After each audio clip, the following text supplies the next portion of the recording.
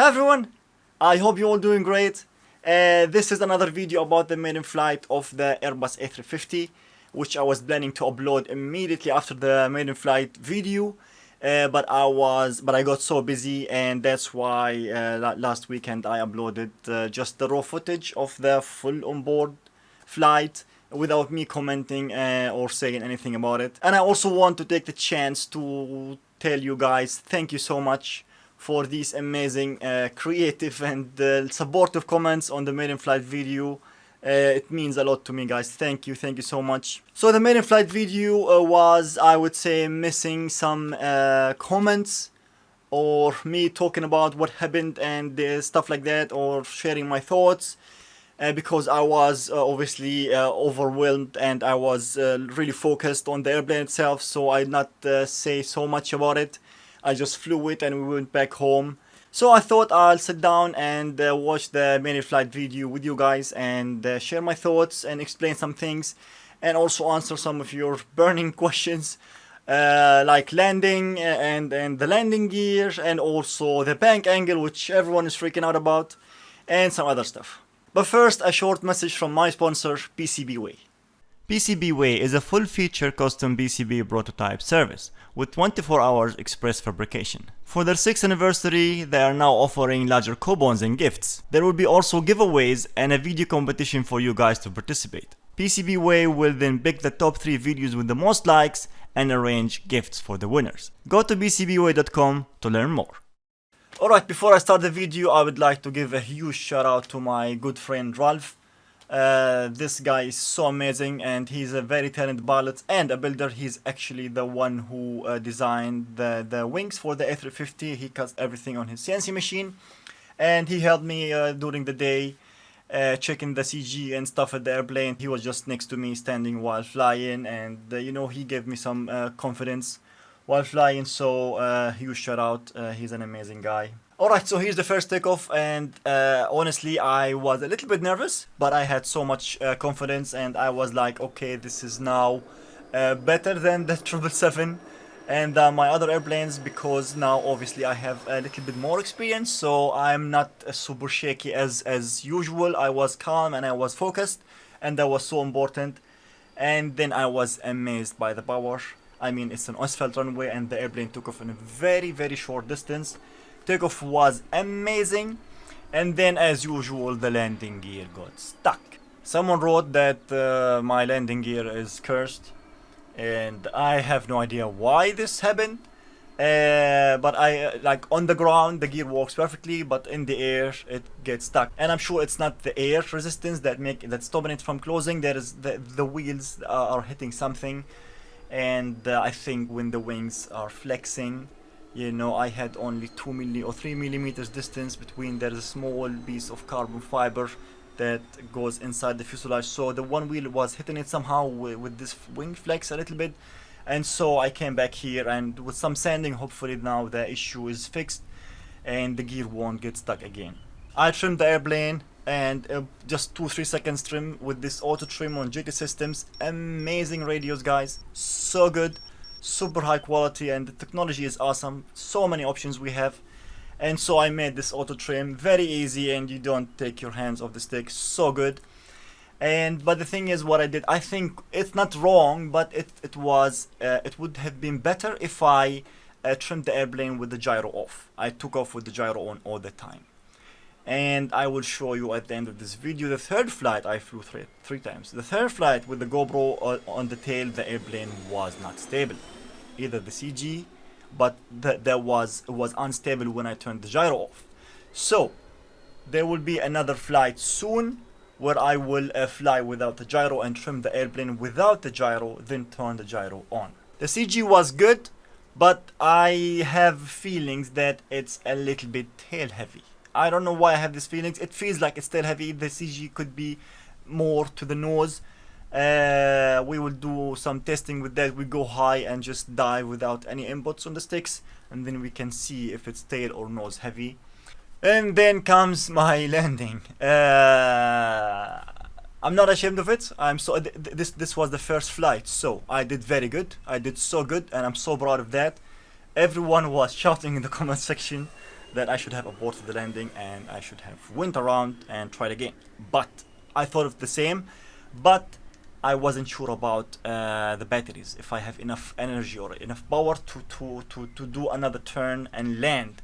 And so I was like, it's the safer option to force it and land it. And I did not do bad, I did good. I would say the landing was super smooth, and I knew that I have enough and long runway, so I think I did a good job and I landed the airplane safely.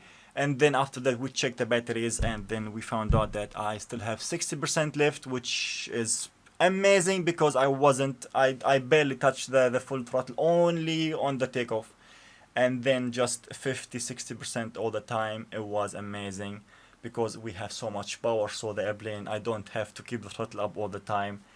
And so now I know that I can fly up to 6 or 7 minutes with these batteries, which is amazing.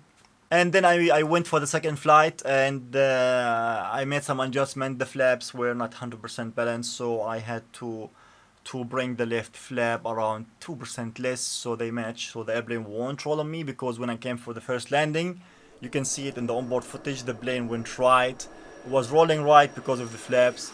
And so I was just really fighting it to bring it back to the middle.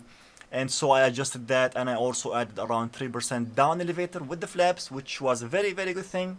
And I should have mixed a little bit of the rudder with the ailerons. It's really important to help turn the plane. It was almost the time just like banking like this and trying to go straight, just trying to roll, not turn, you know.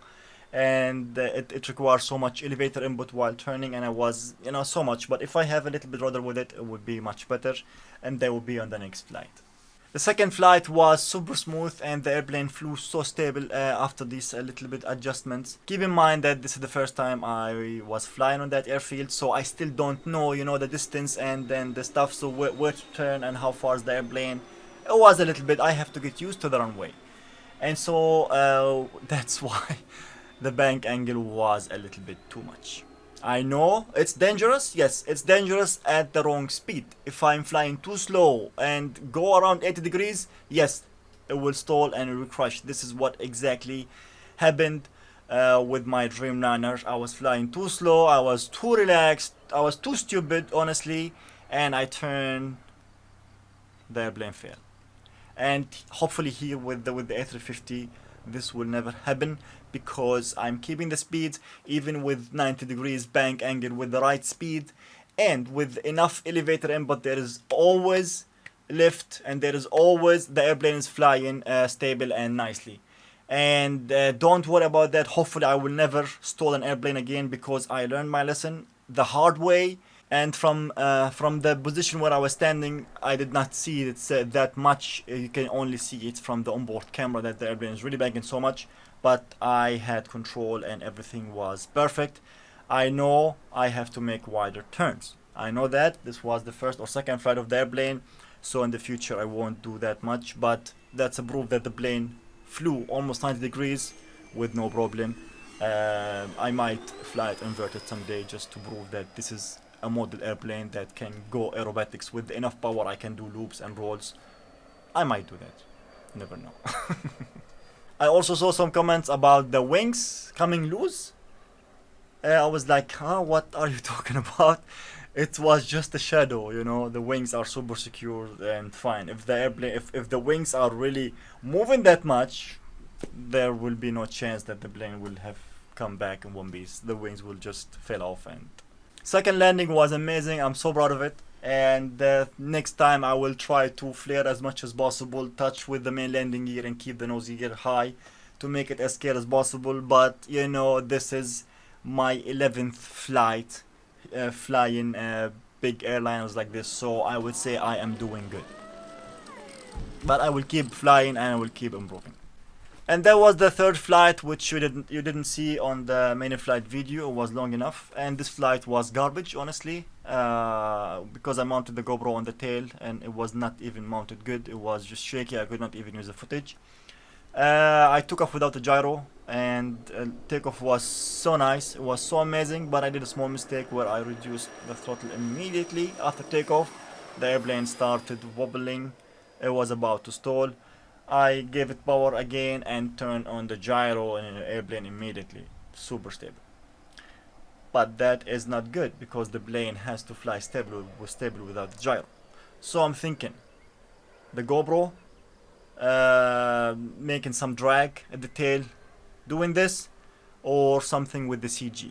So that's why next flight I will just fly it normal without any camera on board, take off without the gyro, trim it and see if there is something wrong with it. I still think that I need a little bit right rudder trimming because the airplane sometimes felt like it was flying sideways, and that's we need some right rudder trimming.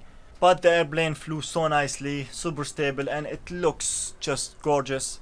And I'm honestly really proud of it and how everything turned out, and it flies so nice.